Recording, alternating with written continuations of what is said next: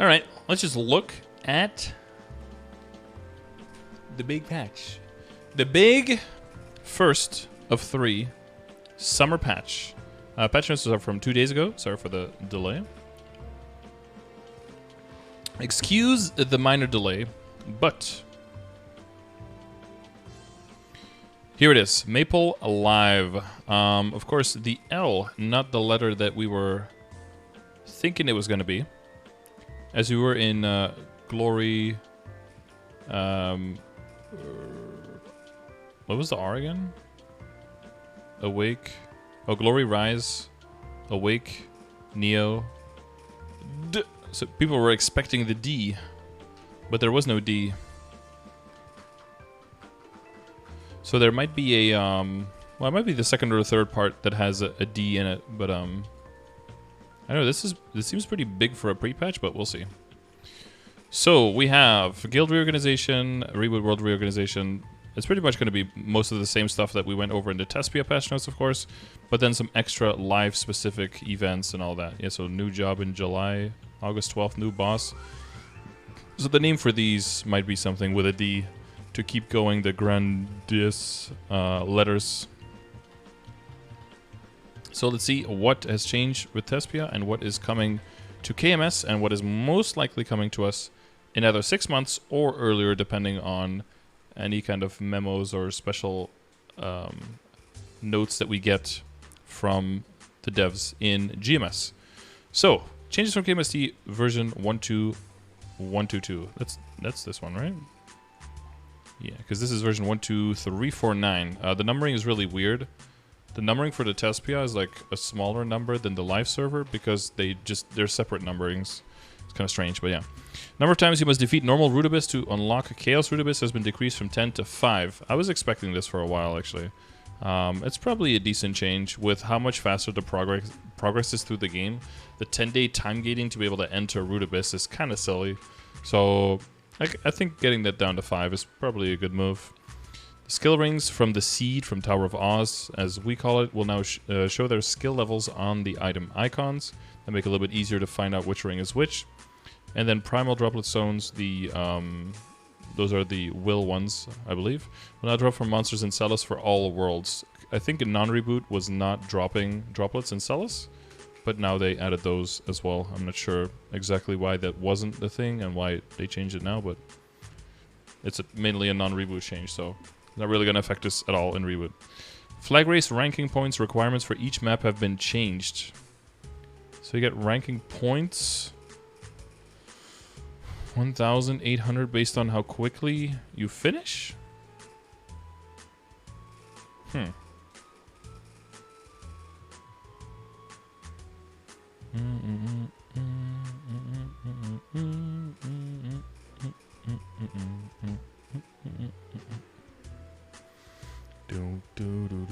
It did drop in Celis and Reboot only. Yeah, that's what I just said. Midnight Snowfield, Midday Snowfield. I wonder why these numbers are so close, because one of the flag races takes like less than 2 minutes, and the other ones take like 6 minutes. So I'm wondering why the scores for the timers are so close. It might be that with the changes of the skills, one of them might be way faster. Remember that. We'll go over that, but like they changed how the skills work in Flag Race. Some modifications have been made to the ranking points requirements to reflect the changes in difficulty for each map.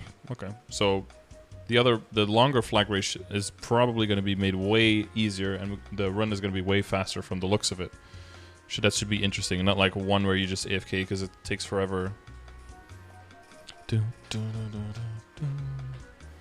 Let's see. Some modifications have been made to the ranking points requirements to reflect the changes in difficulty for each map. More like 3 to 4 minutes.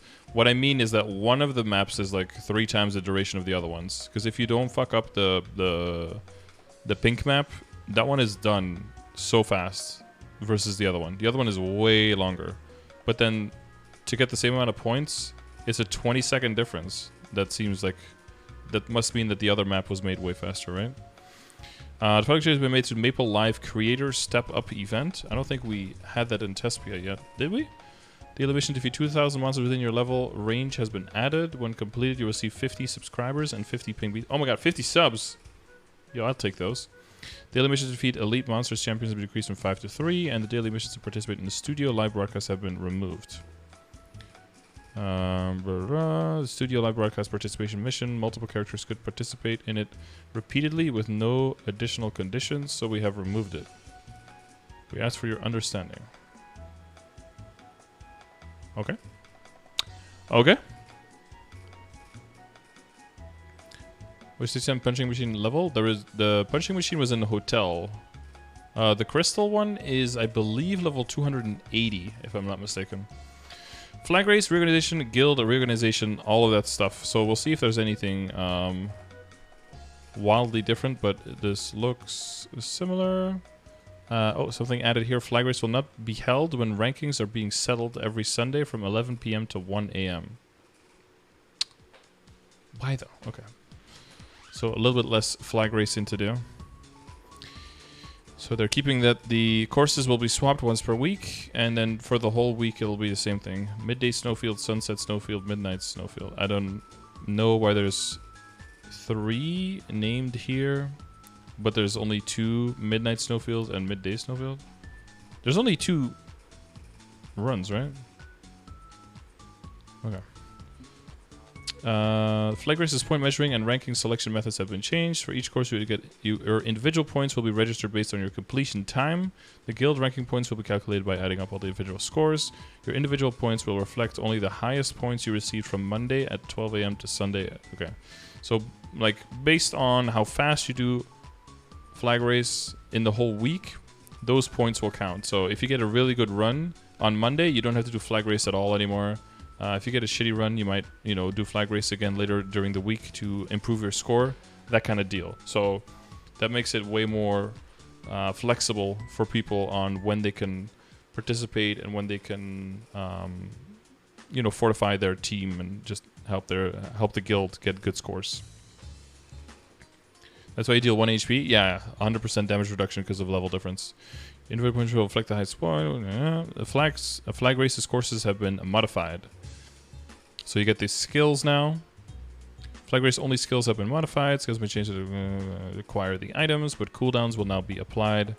You press tab to switch the hotkeys from ASDF to QWER. Amazing. Equip snowshoes. 3-second cooldown for slipping versus non-slipping. 40-second cooldown on high jump and rush. Run together up to 6 characters around you, including yourself. Move faster when used. Cooldown of 60 seconds. Cannon fire, this skill has been removed. Good. Good, and then there's a star sometimes. High jump, rush, and run together cooldown are decreased by 10 seconds if you loot one of these stars. Flag race practice courses have been added. You can enter the practice waiting room through the button in the guild UI. You can enter the practice course in a party of 1 to 6, and the party leader can select the practice course, and you can play with the same conditions as a real race.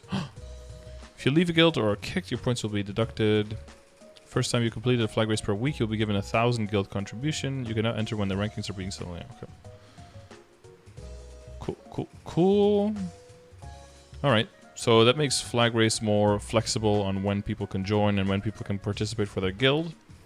And because flag race, when it comes to how many skill points you get from everything, flag race is going to be percentage-wise, I think, a bit more important.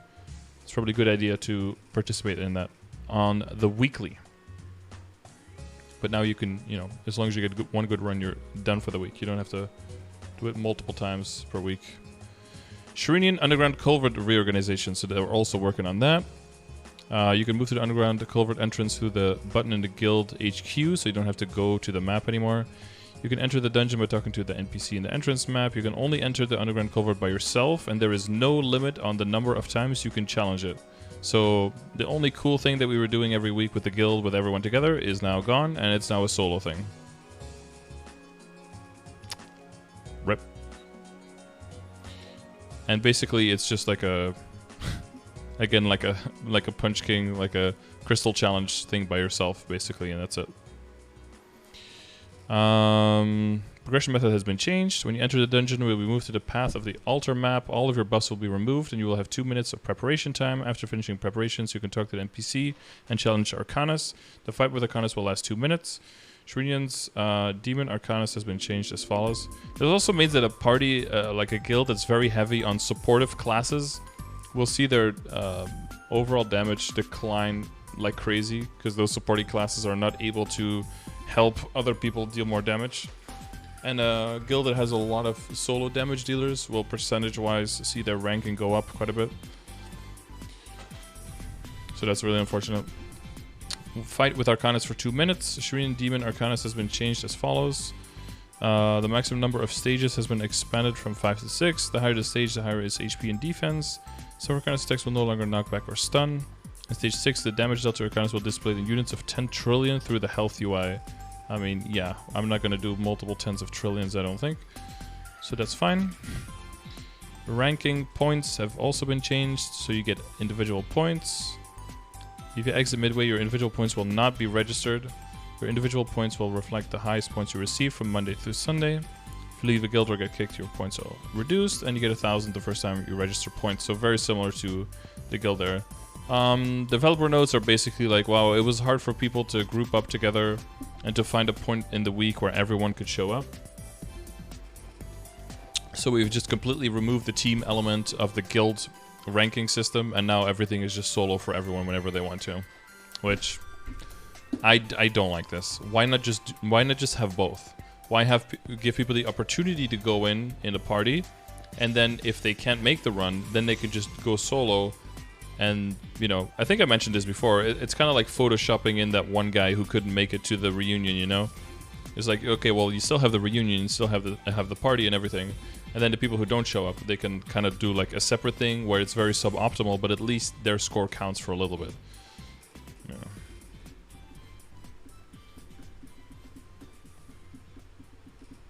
Everyone would slowly anyway if they did that?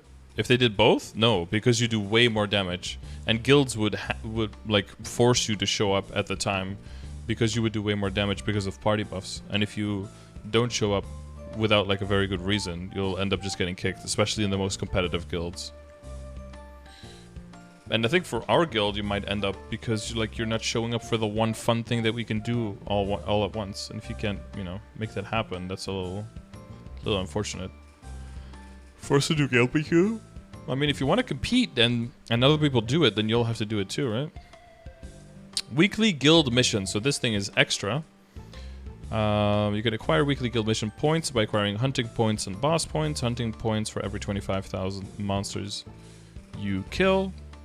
And certain number of boss points per weekly boss defeated, up to 400 per week per character. 1 weekly mission point per 5,000 hunting. Oh, sorry, per 5,000 hunting points. And you get one hunting point per monster killed. You get up to 25,000 hunting points per week per character, but you can only get up to a total of 5 weekly mission points, and each guild can accumulate up to 200 points. So a guild can only get 200 points. One character can contribute up to 5 weekly points, and you can get 1 point per 5,000 hunting points, which is just killing 5,000 monsters, or per 80 boss points. So you can max out by killing 25,000 monsters, or by getting 400 boss points, you know, with whatever the distribution is there. More of the story, you'll be able to cap this very easily as long as you're even remotely active. And as long as you have 40 active people in your guild, then you max out for that, basically.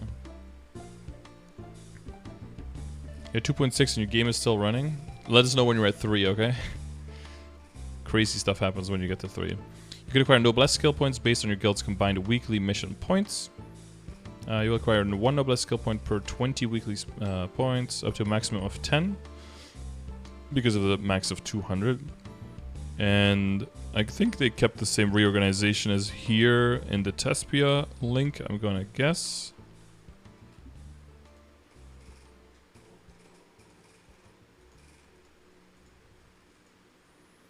Yeah, where it's basically 3 less all the way down until it's 4 and 5 less. But you get 5 guaranteed points.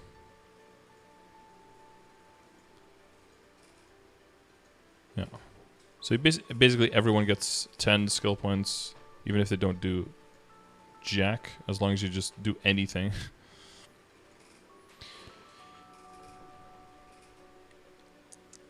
This will basically make it very easy. And this is, again, this is specifically like a KMS change where it's very competitive and there's a lot of guilds. And the complaint was basically that if you're not in a really strong guild, you get nothing when it comes to skill points. Like you'll get 4 or 5, which is just dookie. So now it's like you get 10 pretty much if you just participate and do stuff, and then you can get an extra 10 as long as your guild is active. So that way you can, you know, get level 10 on 2 skills or max out 1 and get another level 5, even if you rank super, super low on everything. Yeah, what this means is just that if you're a higher end guild, it's going to be way harder to keep up with your points. Well, it's going to be about the same with the level difficulty, I guess. But if you're in the mid-range, you're kind of... it might be a little bit tougher. But if you're in the lower end on a server where it's not very active, then you'll get a huge boost from that, I guess. What level does the max and go in Rev 3 for it to be worth it?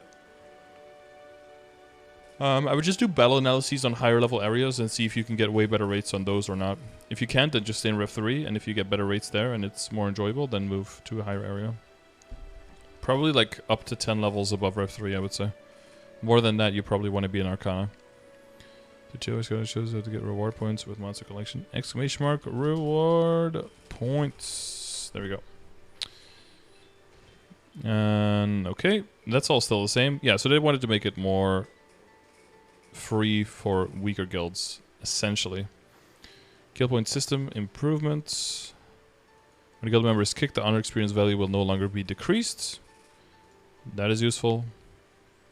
And then, did they still do the thing where you can make up to 15 different guild ranks or something? Oh yeah, last login information instead of last 7 days up to the last 365 days. So you know when someone has been around for a year.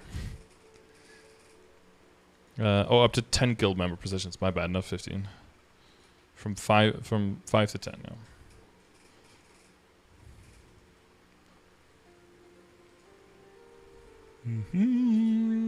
And then we have... Well, that's what it's going to look like. You can change multiple guild members' positions at the same time, which is probably a good idea since they give us so many extra. The guild member UI will be changed so that the buddy icon is not displayed. I found that very unnecessary.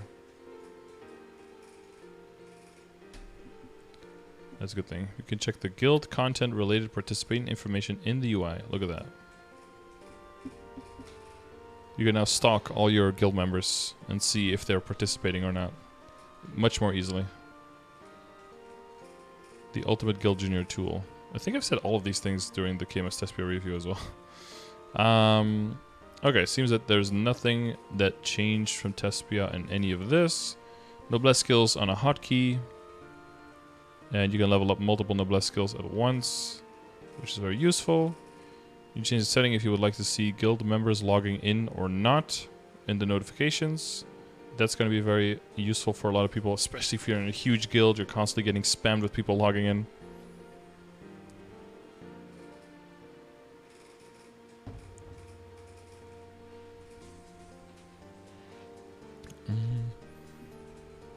Okay, and then, yeah, some achievements removed and some new achievements added. And then the Reboot, a world, a reorganization. The final implementation, I think they kept everything the same from here. I don't think they changed anything. Nope. So this is how it's going to go. It's going to be 30% final damage instead of whatever the bonus damage percentage is from the Reboot skill. So if you want to know what the boost is right now, you can open up your skill tab, go to the beginner tab, and click this one here. You can see that we gain 6 times. Increases mesos obtained by 6x. That's actually not what happens. It's increased meso obtained by 5x. Increases boss equipment drop rate by a number that we don't know. 200 HP and 100 MP. I don't know why that's even there. 5 weapon and magic attack, whatever. And then damage increases by 1% per 2 levels. So that's why in Reboot we have a huge amount of damage bonus percentage here. When if you play the same class in non-Reboot, they might have absolutely nothing there. So instead, that's going to go, and then instead we're going to get final damage. So level 1 through 99, 30%, up to 149, 40%, up to 199, 50%, 249, 60%, 250 and higher, 65%, all the way up till 300, and then you get 70%. So there's the value of getting level 300, guys. It's 5% more final damage. I mean additive final damage, I guess. So not exactly 5% final damage compared to what you already had, but close enough. So yeah, again, if you have a lot of damage percentage and boss damage percentage together right now, then this is going to disproportionately help you a lot more. If you are pretty low on those, then this is probably going to be roughly the same, or even a minor nerf, but probably around the same or a little bit higher. 300 or higher. Yeah, this is pretty ominous, I must say. And then in combination with this, what they did is they lowered the monster's HP in certain ranges, depending on the monster level. Since this is a fix of monster HP that already exists out there, this does not mean that the experience of these monsters will also go down. There's no mention of that whatsoever. So the experience is going to stay the same, but the amount of HP on the monsters is going to go down. Future-proofing, I guess, yeah. But it does mean this one is really big. Authentic Force Map monsters' HP has been decreased by all the monsters level 260 300 by 18%. That is major, of course. That's going to make it way easier for people to one-shot. And yeah, that's pretty huge. So, change damage percent effective passive final damage, so that it would have the same efficiency for all classes. Yeah, so I guess to give that backstory again, because the damage bonus goes on the same pile as boss damage when you're bossing, and some classes rely a lot on damage bonus or boss damage as part of their kit and damage. For those classes, basically the Reboot passive has a diminishing returns the higher you go. So to make sure that those diminishing returns are not a thing, and to make it more universally a similar increase for everyone, that's why they wanted to move it to final damage instead, which I think is a good thing. Additionally, with just the HP of regular monsters, the difficulty of hunting is not increased. Yeah, because in certain stages, the change of the damage versus the final damage made the ability to kill monsters. They changed that, so in order to compensate for that, they changed the HP, basically. And then also what we're getting is the damage boost based on level difference has been adjusted. Right now we have this, where you deal 10% extra final damage if you are up to 5 levels above the boss. That's why sometimes people say like, oh, you want to be 255 to do optimal damage to will, right? That's when they're talking about with this. That's going to be increased all the way up to 10 levels higher, dealing up to 20% more final damage, which is nice too. Which means that even if you keep leveling past a boss's level, you will still increase the ease with which you can kill the boss because of this. Wish the below would be changed. Yeah, a little bit less harsh. I think they were mentioning though that they wanted to change that penalty as well. Alicia's ring boxes have been changed so that rings which cannot be used by each class will no longer appear. The level puff rings and weapon puff rings, I think that's jump, given will only match the main stat of the job. Limit ring, Monica ring, crisis HM ring, and crisis M ring will not be given to classes who do not use MP. That's nice, a little bit less variance on things that you can do absolutely nothing with.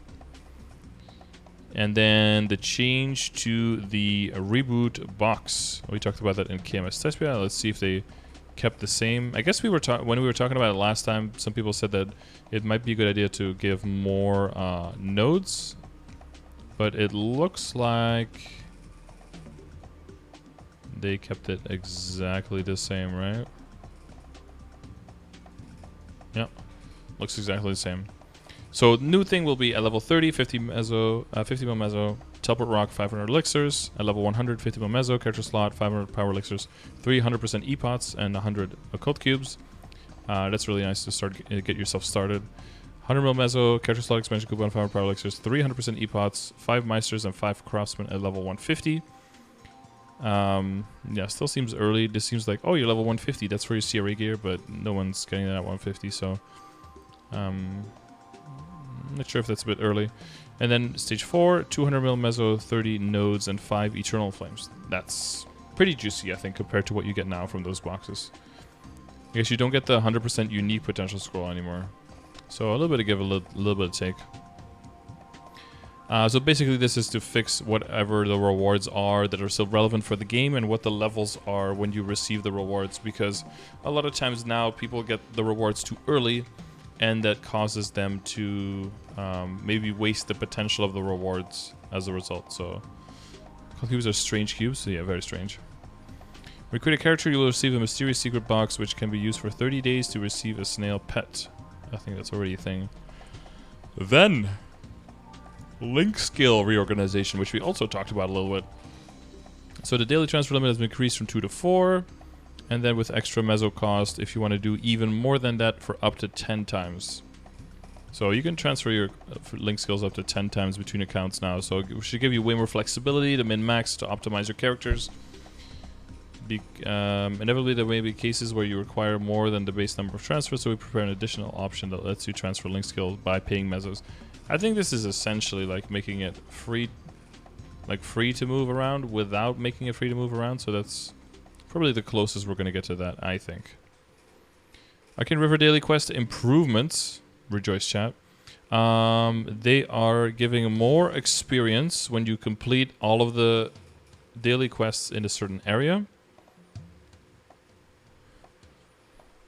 Oh, sorry, they're giving a chunk of experience that they don't give now.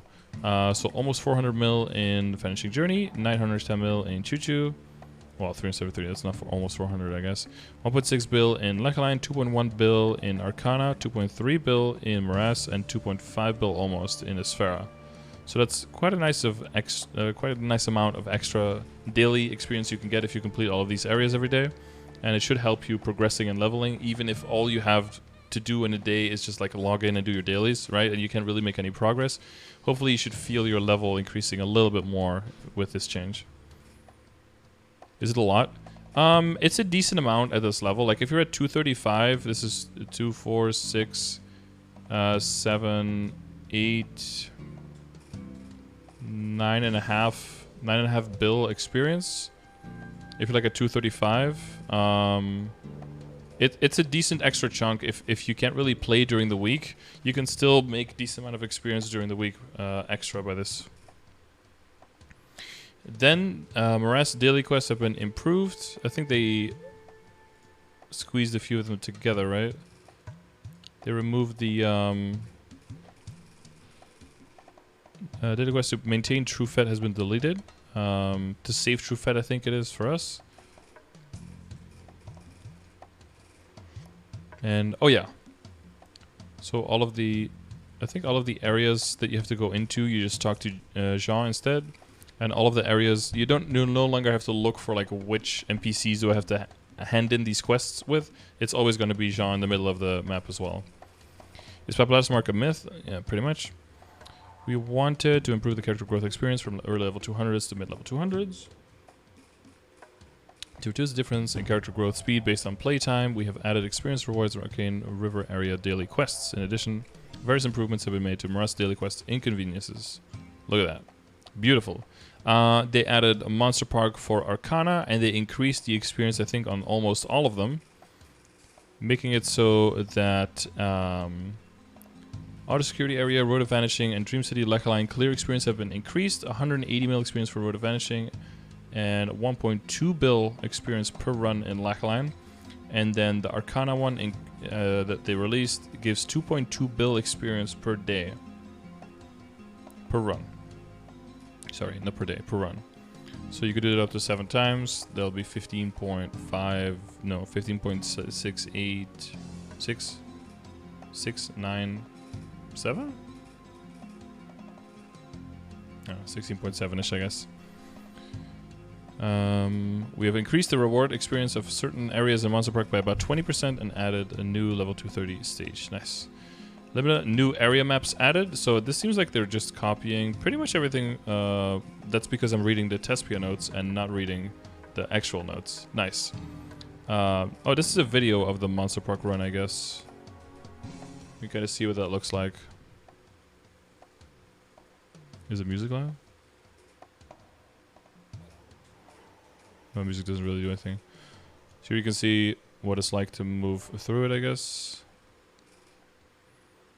These numbers look like they stay the same.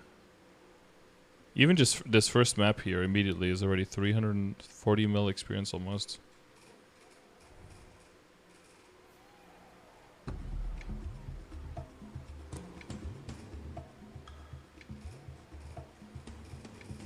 Wind Archer.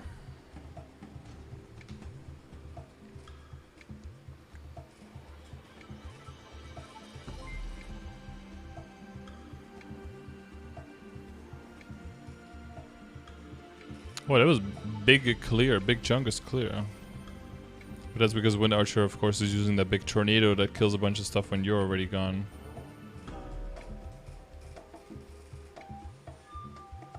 Okay, he's at 1 minute in now and he's gotten 1.4 bill EXP. That's not too bad.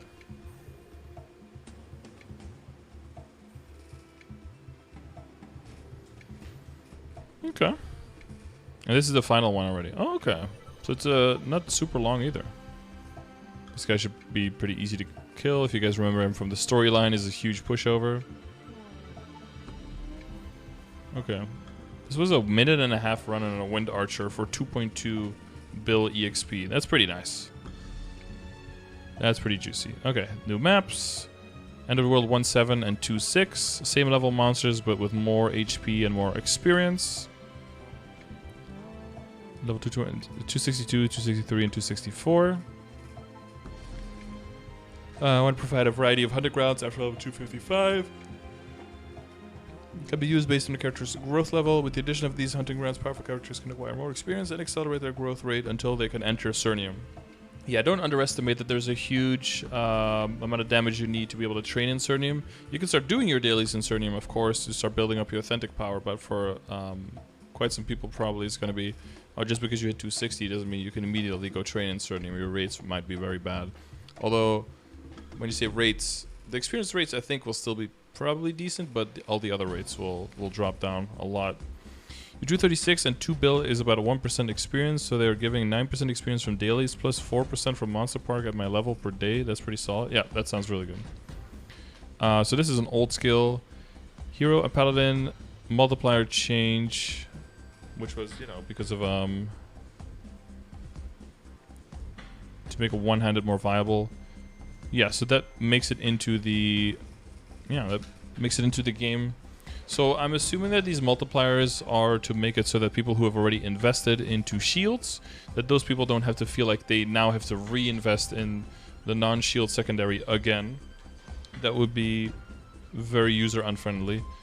What this does mean, of course, though, because the previous update gave you the +1 attack speed passively in the mastery skill for both hero and paladin, that if you are going to stick with one-handed, which I think, well, people have to number crunch, but what I think will still now be pretty good compared to two-handed.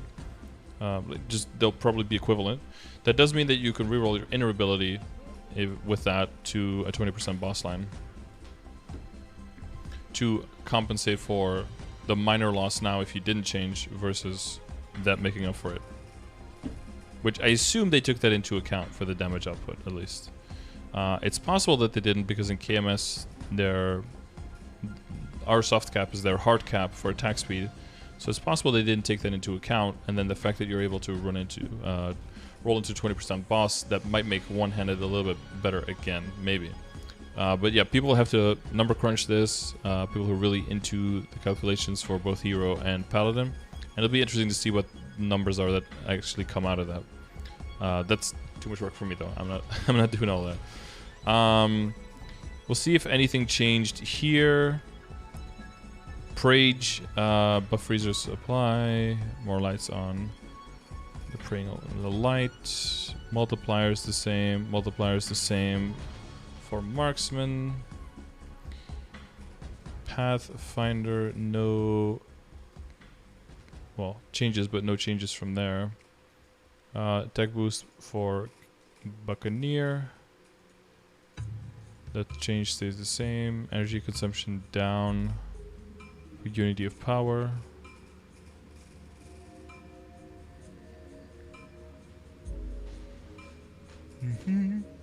And consumption for Howling Fist down by 500 as well. Those are big chunks, so yeah, that should give Buccaneer quite a lot more flexibility when it comes to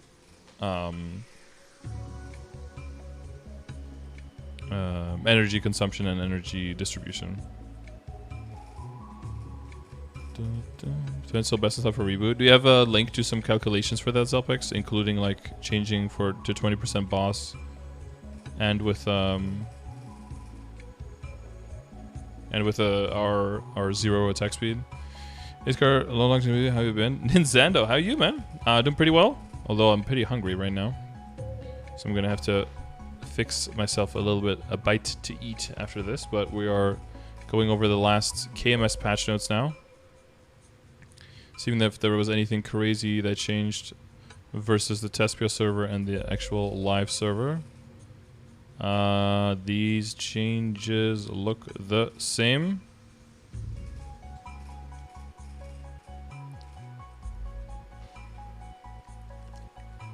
So the Sacred Cube,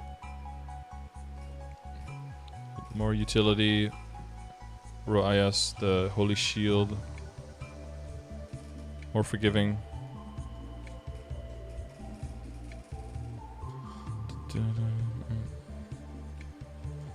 Cygnus, can we get down with the Cygnus? Whoa! Toggle, toggle, toggle. Yeah, orbital flame. Less affected by the communication status, so not as much ping reliant anymore, is what they wanted it to do. Oh, they changed the message a little bit. Improve the overall logic. The skill has been changed to be less excuse me, affected by communication status than before, in a way where it doesn't significantly change the performance and sense of usage when compared to before. Okay. Then a Windbreaker. Whoa, lightning.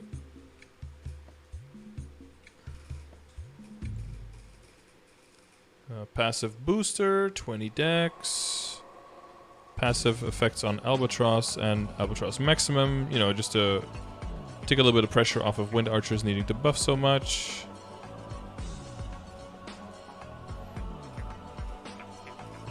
Hoo-ha. Hee-ha. Alright, Thunderbreaker number change seems to go through exactly as they had it in the test notes.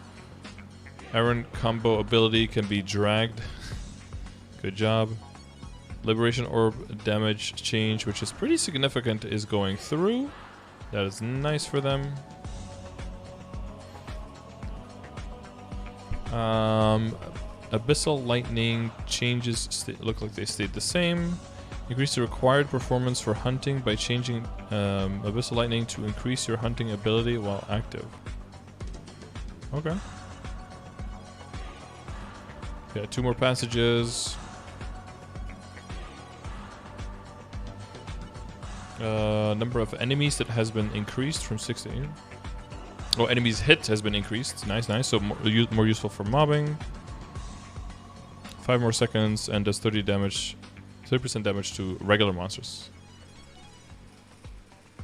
Oh shit, it's raining like crazy outside.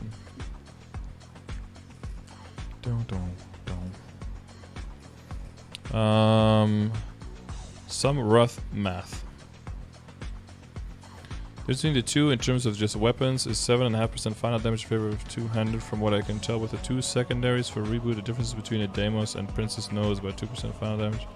Last thing to compare would be the IA difference. One-handed, 20 boss, 20 crit rate, 7 to 8 abnormal. Two-handed, 1 attack, 20 crit rate. In the ideal case, the difference between the two is 18, 10% extra boss, and 8 abnormal damage percentage.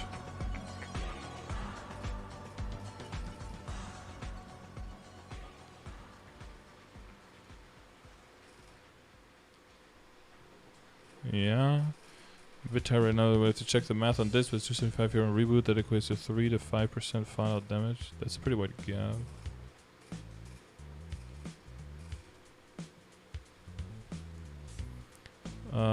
If all of the above is true, then the difference between one-handed and two-handed in terms of total damage is about 0.5 to 2.5% in favor of two-handed.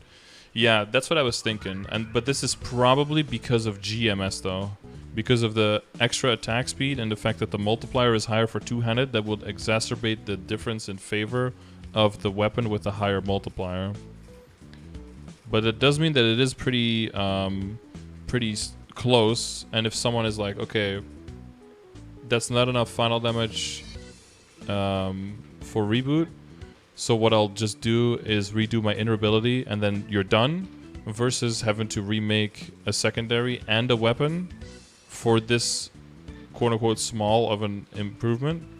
That means that if you were already hardcore committed into, if these numbers are correct, which it seems like this person knows what they're doing, that would seem that it makes more sense if you're already hard committed into one-handed to stay one-handed, because it's not as enough of an increase to just blindly switch over.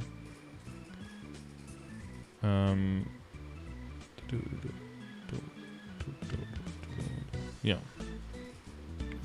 For regular servers, I don't play that, but this would tip even more in the favor of for one-handed because of this Terminus shield. For reboot, I would assume it would eventually tip into the favor of one-handed because of the reboot passive change, making percentage damage more valuable, and with the very, very small potential of a Terminus shield drop. Wait. For reboot, I would assume it would eventually tip into the favor of the one-handed because of the reboot passive change.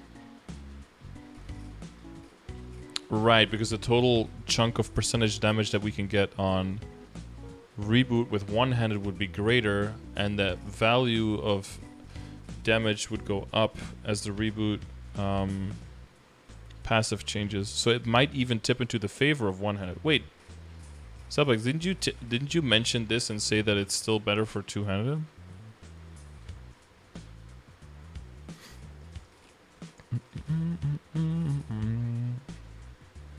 TLDR is way too min-max to care. If you care about min-maxing, then it's important, I think, to follow up and to look at these numbers. For Genesis, you would go for two-handed? I would say so, because Terminus, yeah, even without Terminus, but I would still go for two-handed. For W, oh, here, note for WGS4. Okay, wait, maybe I didn't read the whole thing. And RO4 users, two-handed would get more out of your Oz rings because of their higher weapon attack. Another note, this math is under assumption that one-handed users will redo their inner-ability when the attack speed passive change hits. If this is too cumbersome, the two-handed setup uses the existing inner-ability configuration. Yeah. Yeah. Yeah, I think for endgame, because of the importance of Oz rings, and because in all of the bursting in endgame, you will have a rank of attack speed anyway from stuff like Domain and all of the other buffs. I think if you're not hardcore settled in and you're trying to min-max for endgame, I would still go for two-handed. But if you're already committed in one-handed and you're pretty far in and you're not even sure if you're going to be like Black Mage and above on your character, and you're in Reboot, then keeping your current setup, and then just once the change comes to the mastery for the extra attack speed, and then switching your inner ability instead to boss damage on the top line instead of attack speed, then that will be like close enough to not have to worry about all of that other stuff, basically. You have a queue for progression advice. Yeah, a little bit. A very small one, though.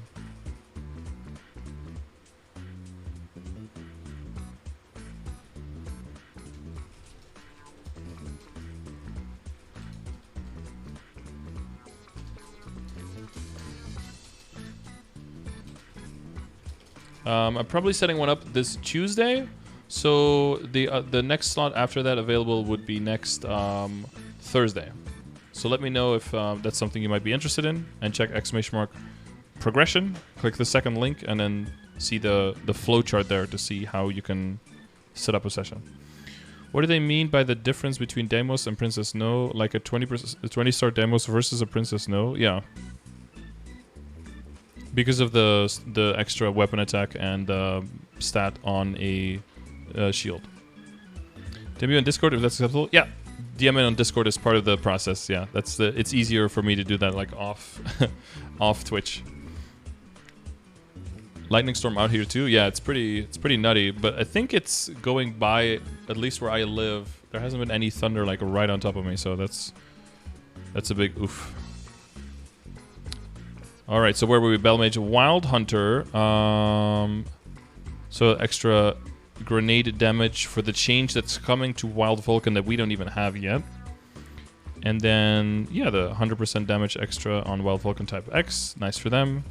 The major photon ray change that nobody cared about. Even Xenons don't really care all that much. I mean, yay, a little small quality of life, I guess. Damage increase for all of Ilium. Apparently this is because some of the skill reactions were nerfed. They were attacking too quickly, so they made them a little bit slower. So in order to accommodate for that change and making sure that the overall damage didn't go down for Ilium, they increased the damage a little bit on all of their skills, all of their reaction skills. Bosses. Notification for elite bosses appearing in other areas will no longer be displayed. That's not mentioned here in KMS, so I guess they're keeping it? I kind of like that notification, so I'm glad that they're keeping it. Curse in Lotus Phase 3. The orb fire pattern will now end when it is defeated. Something extra. In Seren Phase 2 Sunset pattern, the 3-stage slash cast delay has been increased. Is it changed even more? No. The cast delay by 40% increase, so that's easier to avoid. I guess a lot of people were having trouble not dying hopelessly to that stuff. And then the number of times you must defeat normal Rudibus to achieve the chaos, to access chaos has been decreased from 10 to 5. Right when I cleared and accessed it on all of my mules. Nah, I'm just kidding. You get a lot of money from just doing Rudibus on all the characters just to access it, so I'll take all that money. All that money to the bank. Okay, let's see if there's any item changes based on, or like compared to KMS Tespia. They may have added like 1 or 2 items to this list, but no, not even that. Okay. Fix the issue where the items did not float. Okay. It seems like it's all the same of the same as the Tespia. Golden pickaxe, and then this is the extra thing that was already mentioned in the beginning, where the names of the rings, right? So the skill rings from the seed have been improved to display the skill level on the item icon, so you can more easily, well, when you open it, you can immediately tell if it's a good one or a bad one, and you can find your rings in your inventory way more easily. Can't hunt e-bosses anymore? No, you can still hunt them. This was in Tespia that they removed the notification, but in the actual patch notes, it's not mentioned anymore. So they didn't remove them. They removed the removal. Double removal means it stays. Maple UI things for monster thing that we don't have. Exchange feature, cool beans. UI changes, you can now use the Legion Ray placement feature in bosses and Ursus entry waiting maps. Yay! Yay. But the main changes in the UI, I'm guessing these are going to be the same as here.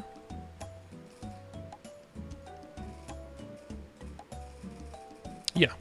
Is that buff duration, item drop rate, and meso acquisition rate have been added to the detailed stats, which is cool. Now I hope, because KMS actually has ceilings on there that are different than GMS, I wonder if the familiar sources are going to be counted, and if they are or aren't, I wonder if they might start getting capped to the KMS numbers. For the people who don't know, the total amount of drop rate that you can get in KMS is also 300%. But GMS just goes over that by quite a bit, and however far you go. So there is the limit of 200% from equips and then 100% from outside in KMS, but in GMS there's no limit, so we tend to go way higher. So there might be some weird stuff going on there, but yeah. But Bango Yur Mo Si. No idea what that is. Drop rate is a myth. And when you hover over certain details, stats, it will now display the sources from which you are gaining the stat per category, like equipment, skill, consumables, items.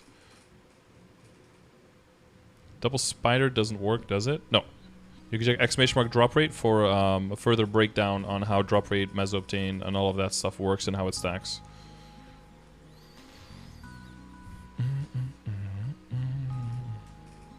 These will be like additive sources though, not multiplicative.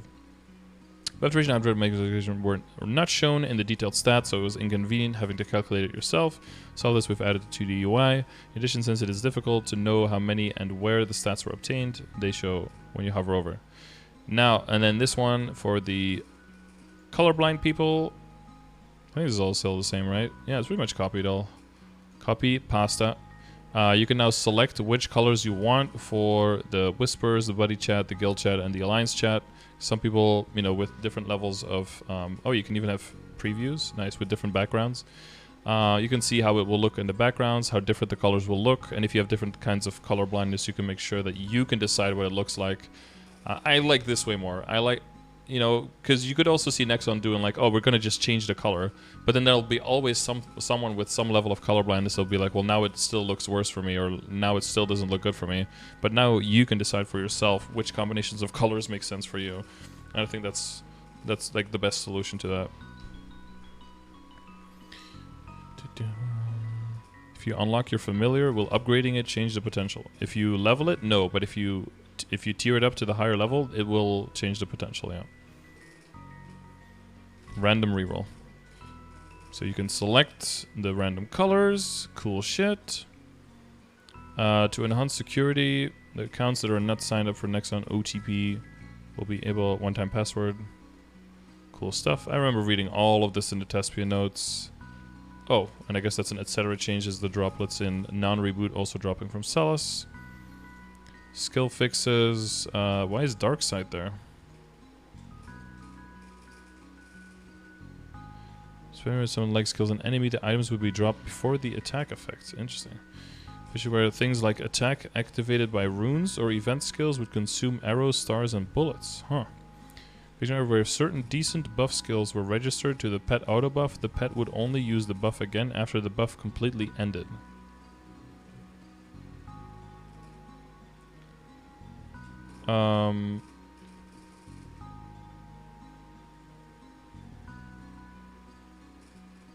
Wait, isn't that normal? Isn't that how that works?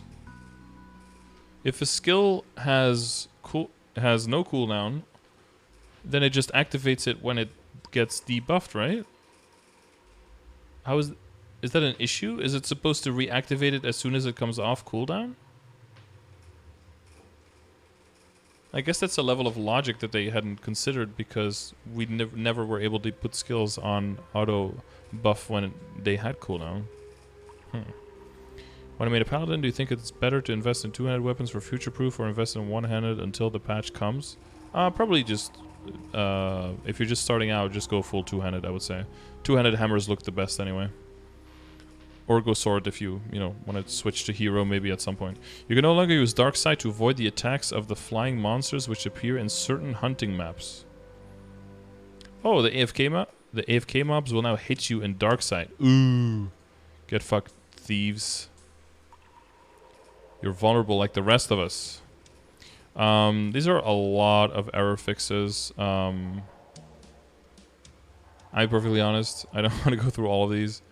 Fix an issue where cannon shooter ICBM, where if you use Monkey Wave immediately after using ICBM, the critical damage boost buff would not be applied. These are all small things. But there's a lot. Look at how much there is. So many small changes, small fixes.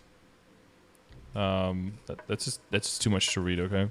Any of the important ones, Max usually highlights anyway, or not highlights, but like bolds anyway.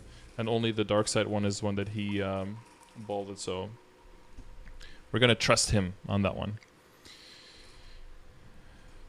Same here. They removed something. Some boss continues to click the exit portal instantly after entering or changing phases. The boss appearance would be delayed. Okay, they fixed that, I guess. No. Bruh, thank you.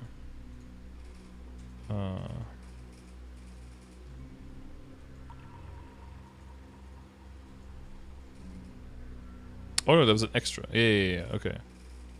They fixed that issue on top. Cool. That is good shit. The notification of elite bosses appearing in other areas will no longer be displayed. Oh, I guess they did remove it, but now it's mentioned here. They just removed where it was removed, where it was mentioned that it was removed. For elite bosses in Fox Valley, notification will only be displayed within Fox Valley area and will not be displayed in other areas of Grandis such as Surname or Hotel Arcs. For elite bosses in Savage Terminal, the notification will only be displayed within the Savage Terminal area and will not be displayed in Asylum or Tulin City. For elite bosses in Mechanical Grave, the notification will only be displayed within the Mechanical Grave area and it will not be displayed in Edelstein or Leben Mine.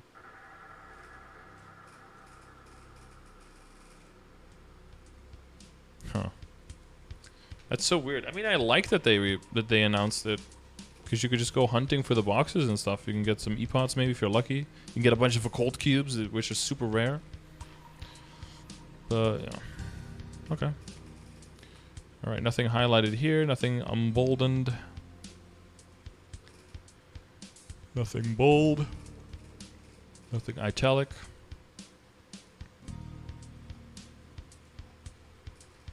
ETC Maple Achievements. Is that extra?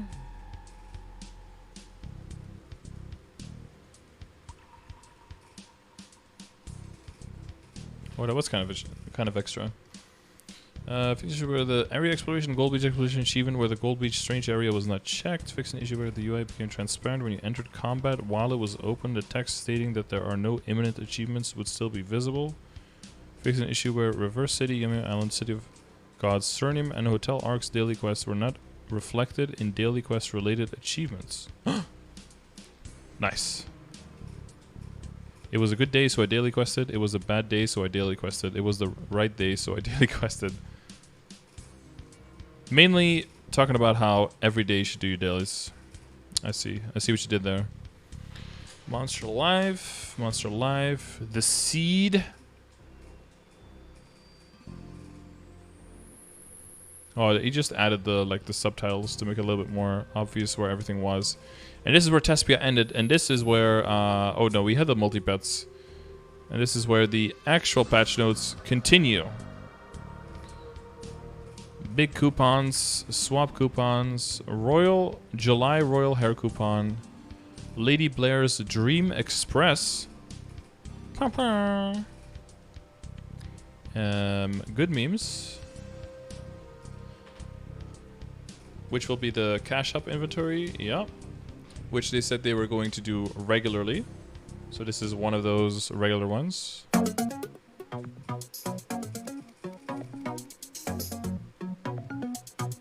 Okay, this is the Maple Live World, apparently.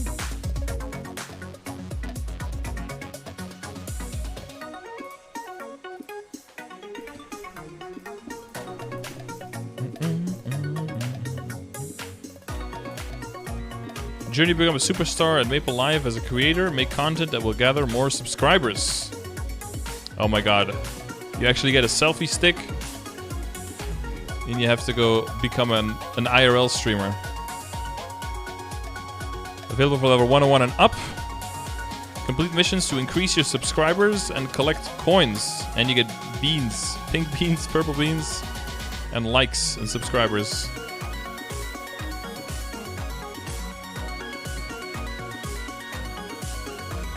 Ice Poseidon to MapleStory, yeah. You can begin an event. 3 types of creator step-up missions. Daily, weekly, and monthly. Oh. Daily give you subscribers and pink beans. Per character basis. You get up to 300 subscribers per day. That's a lot. Those are some Indie Fox numbers.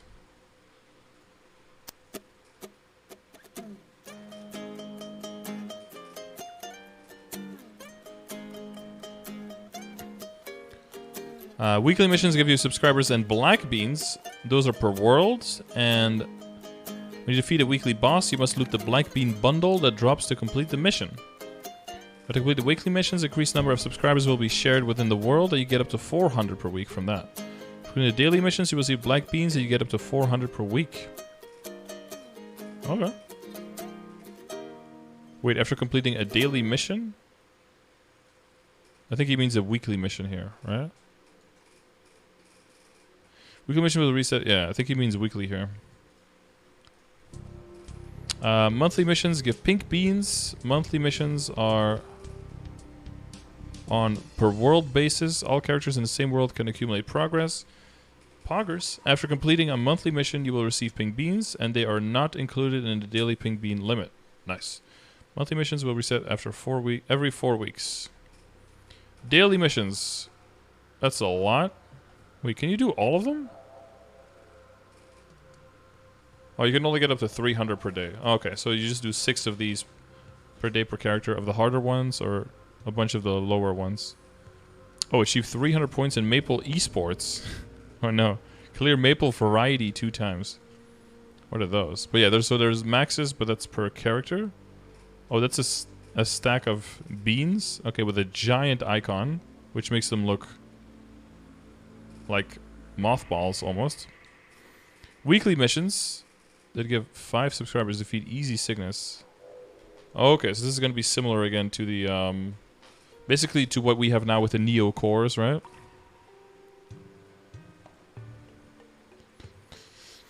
Dun, dun, dun, dun. Defeat Chosen Seren, the same level of difficulty as Chaos Dusk, by the way, even though nobody's done it yet. And again, Black Mage gives you nothing. And then monthly missions, clear 50 daily missions, 100, 150, 200. Okay, so that's just capitalizing on how many dailies and weeklies you've done. This is basically like what I was talking about with like the login rewards, or like the daily and the weekly missions and stuff in well, a lot of other video games have this, but I was like showing it how Raid had it. This is like very, very similar to that.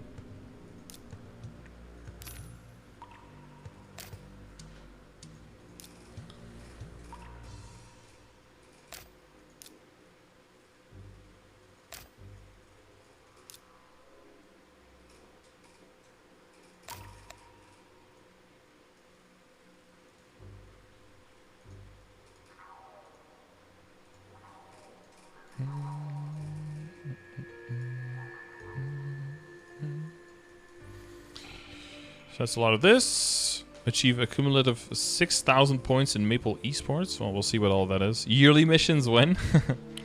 Number of subscribers will be shared within the world, and as it increases, you'll receive various rewards, and your creator rank will be increased. Silver creator, gold creator, based. 6,000 subscribers. I have 6,000 subscribers, I think. Where's my YouTube channel? 6,540. Look at that. Easy clap.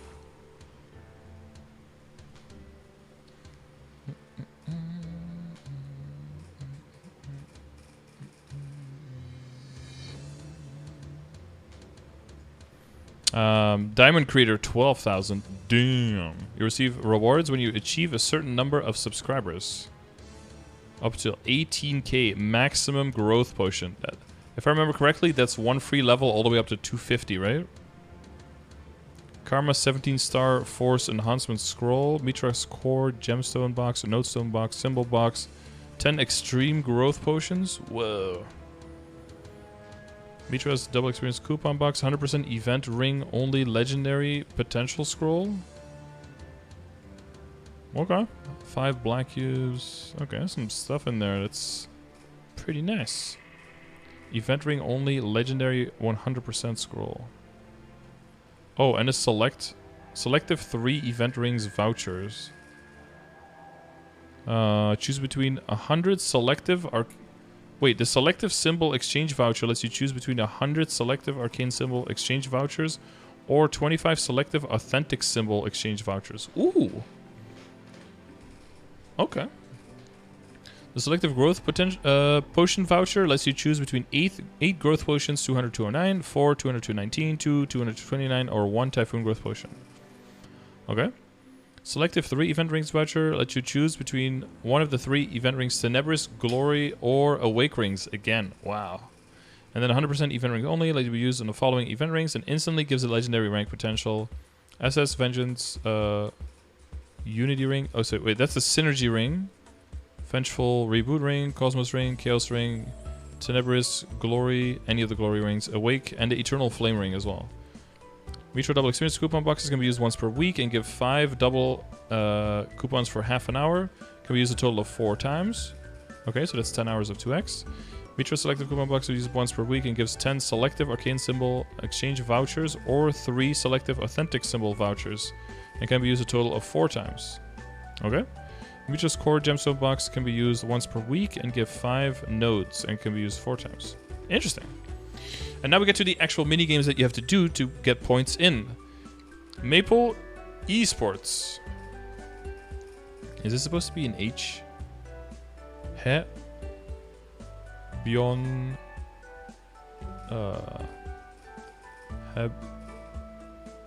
Hebion we Jibejo.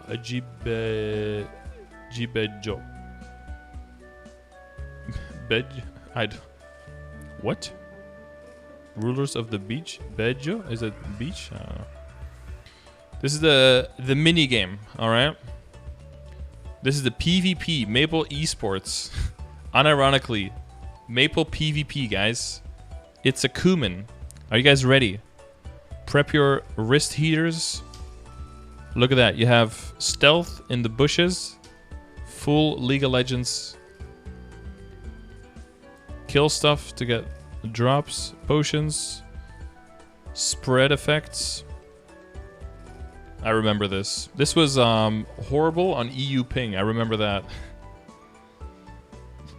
What do you mean with exclamation mark posts, Shellgood? What are you looking for?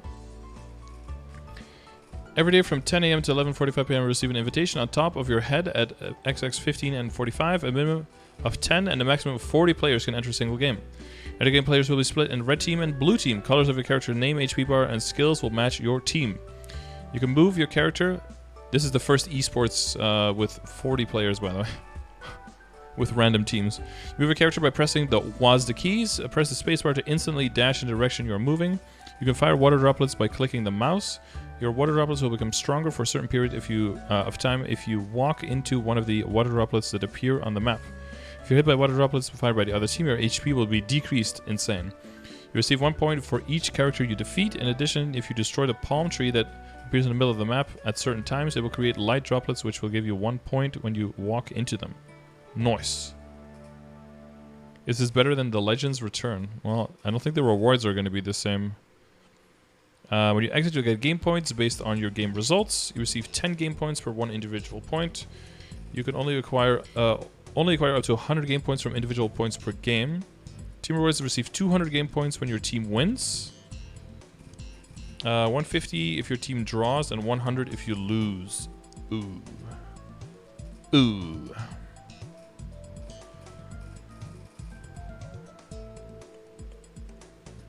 Byung Ye Bu Bo Sung.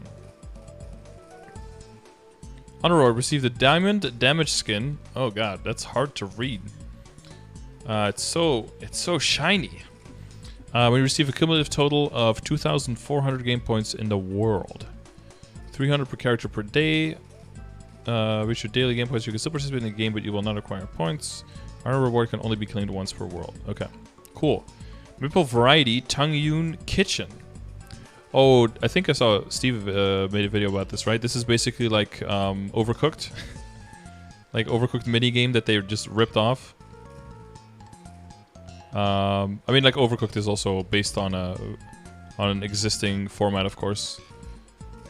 But you'll have like a cooking station and a frying station, and you'll just have to like make the recipes, and they'll just like say what you need to do, what you need to combine, which steps you need to follow, and you have to pick up the ingredients, throw them all in, cook them, slice them, dice them. And then I guess you have to Frogger your way past the road. I don't know what that last part is. They took a bunch of other computer games and threw them together. On the left side of the screen, you'll see the ingredients, counters, and cooking tools. On the right side of the screen is a tent for guests awaiting their food. Ah, okay, you have to bring it to the right tent. In the order board UI on the left side of the screen, you can see the recipes, time limit, the guest who ordered it, and the points you get from them for each counter, 1, 2, and 3. You can complete a dish by adding the ingredients and cooking them in the order shown on the board. You can acquire ingredients and cooking them by pressing the NPC chat gathering key. When you approach a corresponding counter, you can press the key again and put the ingredients and start cooking them. You can deliver complete the dishes by pressing NPC chat gathering key in a counter with a dish, then move to the delivery area on the right and press the key again. When the delivery is done, you will get points based on an order, and a new order will be placed. The game ends when you acquire a total of 50,000 points within the time limit. Within 30 minutes? Is that 30 minutes? That's a long time. You have to get 50,000? You have to get 10 dishes? Okay. When you exit, if you reach 50,000 points, you get experience and get progress for the creator step-up event. Oh, I think Steve's video said that you get a lot of experience. What is this, 4 billion experience at 250? 740,000? I think that hopefully this is one thing that he continued doing, is that up until now, what we've always had is people will ask, is this event good on a level 215 character? And usually the reply was always like, no, it's only good up to 200. After 200, the experience just scales like shit, and you don't really want to, you don't really want to do any of the events on these characters. But what I hope with them lowering the experience rate up to 250 and them realizing that more people are going to be closer to 250 doing these events, that they scale the experience from events better to make it sure that everyone can participate in whatever character they want to participate in and still get some value out of that. So it does seem that the scaling here, at least they're doing something, Video coming soon.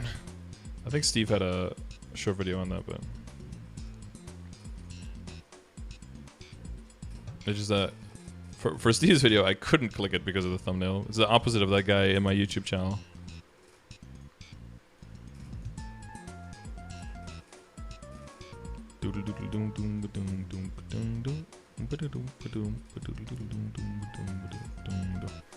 Then we have Maple on Air Bang Bang Reaction. Oh no, it's a React stream? Okay.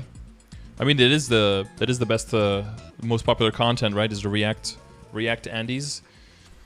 Frito has prepared the first special hunting reaction for Maple creators only. Get a lot of experience from the Bang Bang reaction from the support of your subscribers. Okay.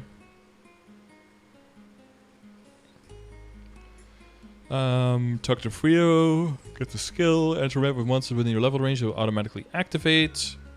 Kill 500 monsters within your level range, the Bang Bang reaction will begin, and for 1 minute, the pouches will be summoned. Whoa. You can get experience by defeating the summoned monsters. The Bang Bang reaction can occur up to 10 times per day. Okay, it resets at midnight. Feed maximum summons Bang Bang reaction, it will end regardless of the remaining duration. Not during elites. That count towards the next 500 monsters. Wait, monsters defeated during the Bang Bang reaction will not count towards the next 500 monsters. Yeah, okay. And the bad patches are monsters that can only be seen by yourself. Cool.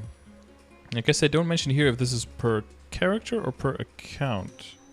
I'm gonna guess it's per character then. Alright. Maple Life Pink Bean Shop.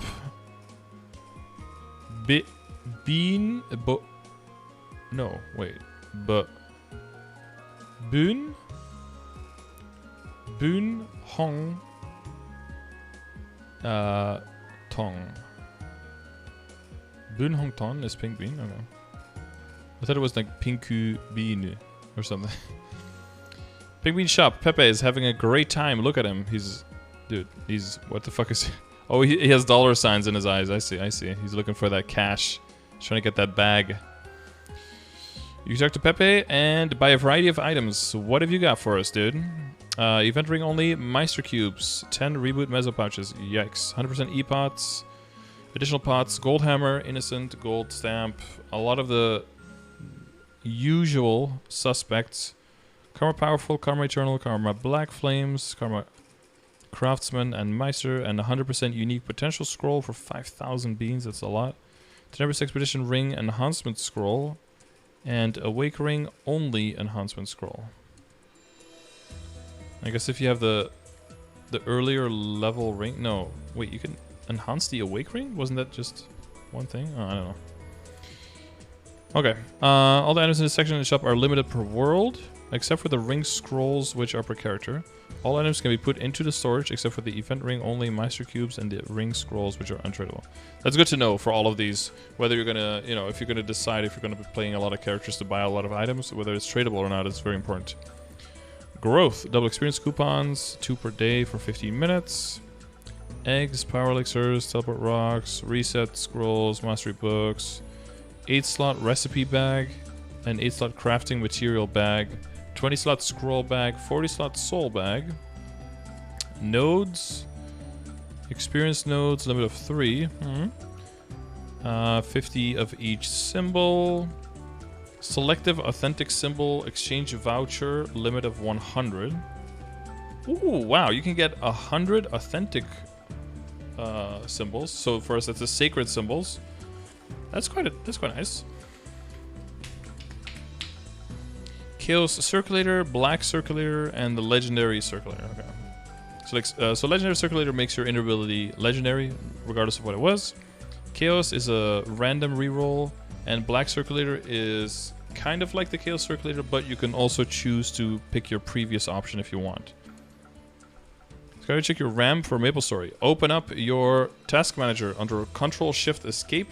Then look at the apps that are running, and then look for MapleStory, and then look under memory. Right now my MapleStory is using 800, which is not what you want to see. It should be somewhere between 1.2 and 1.8, ideally. If it's above that or below that, then weird shit is happening. I don't know how it can be this low. When you load in and you get into the login screen, usually it's at 1.2. I have no idea how I'm at 800, but can be good. All the items in this shop are limited per character, except for the mysterious eggs, vouchers, coupons, nodes, which are per world, and all items are untradeable except for the open job advancement coin. Nice.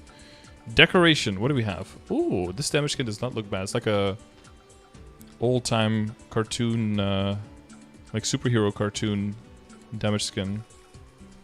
I kind of like these. Yeah, well, that wasn't the zoom in I was looking for. What the fuck? Please go back to where I was. Thank you. Okay. Damage skin extractor, chairs, mounts. Oh, this is some interesting mounts and chairs. Ooh, is this a Lego rip? He's got like the little Lego hands. Damage skin box. Selective job damage skin bag, that's a lot. And a 40-slot chair bag. Black bean shop. Okay, what do we have for this one? Jumping on a beat.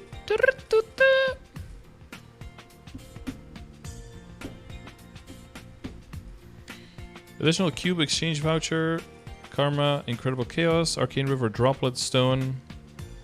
In Reboot World only, and the Primal Droplet Stones. So 20 black beans each for a total of, and 50 of each, so for a total of 100 droplets here, guys. 1 hundo. And we got Karma, Flames, Karma, Premium Pet stuff. Okay, Black Circulator, and other stuff for a non-reboot. And then we have the Mezzo shop with the big Chungus. Well, this kind of looks cool, actually, this outfit. You guys like?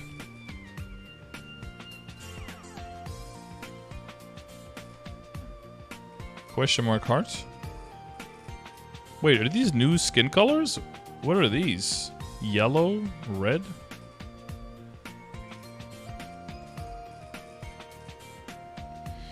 We talked to Yeti in the shop. Not available in Reboot World. Reboot World only.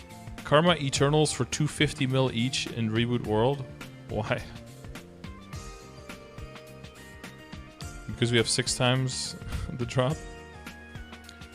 Karma Black, Rebirth Flame. Karma Black Flame, 375 mil each. Limit of 50 in Reboot. Nobody buys those.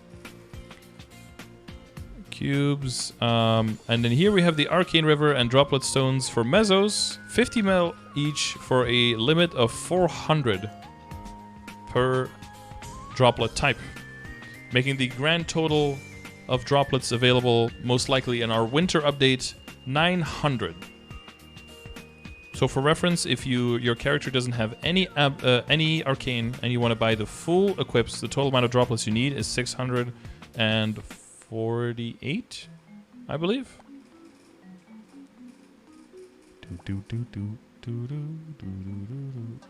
Yeah, 648 for the 5 set. We don't go over 5 set, of course. So this event alone is almost 1.5 times that. So this is going to be tapping to 20, to 21, to 22 on a main, or giving a bunch of characters a weapon, which will be nice, or just decking out 2 characters, you know, including other droplets that you might have in full 17-star arcane set. So many purposes for this. And also this kind of foreshadows the fact that there might be some changes coming in what is considered endgame gear, and we might be seeing some new gear coming later in the summer in KMS, and then for us probably in December, January, February. So we're all keeping an eye out for that. Oh boy, wait, hang on. Can I...